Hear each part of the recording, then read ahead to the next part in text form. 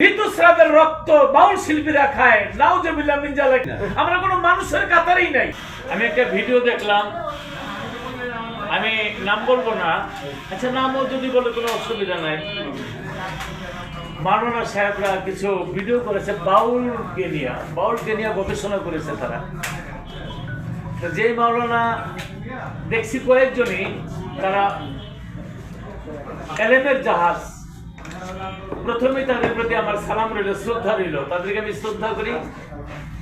কিন্তু তারা বলছে বাউল গবেষণা করেছে, লালন সাজির মাজারে গিয়েছে, বই পড়েছে, ওই বইয়ের মধ্যে নাকি লেখা জিনাই হইল বাউলদের প্রথম কাজ, মাফ করো আল্লাহ।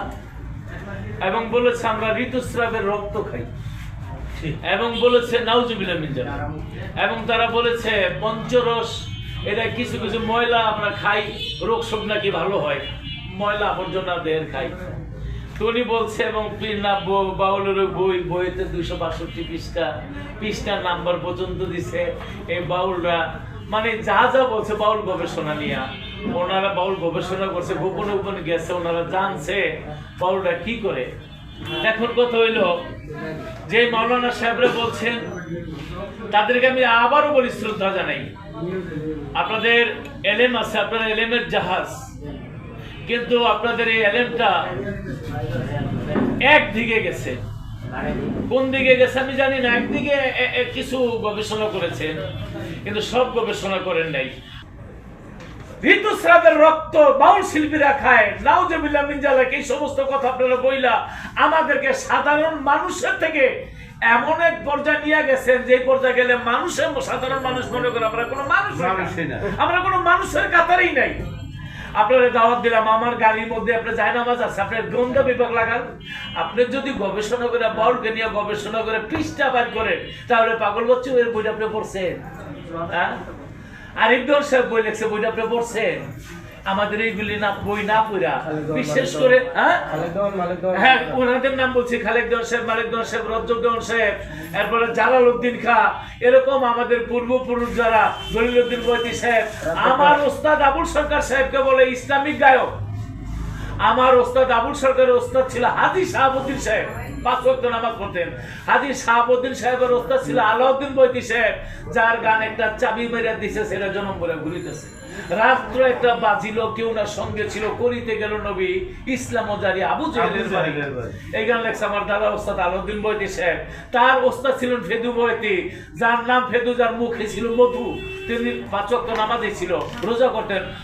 আমরা দেখেন কলেমা, নামাজ, রোজা, হজ, জাকাত, আমরা তার মধ্যে একটু ব্যতিক্রম। আবুল সরকার যদি অপরাধ করে থাকে তার বিচার হবে। উনি যে আল্লাহর নামে যে কথাটা বলছেন আমিও সাপোর্ট করি না। আপনি সংশোধন হওয়ার সুযোগ দিছে, তা আবুল সরকার যে অন্যায় করছে, সে আল্লাহকে যেই করে কথা বলেছে আমিও সাপোর্ট করি না। অন্যায় করছে কিন্তু তারা সংশোধন হওয়ার সুযোগ দিছে। এই আবুল সরকার তুমি ক্ষমা চাও, এই এই কথাটা বলছে, আপনারা দেখছেন কোন তারে সিআইডি দিয়া ওখানে তারে আইনা, তারপরে মামলা দিয়ে তারা জেলে ঢুকাইছে।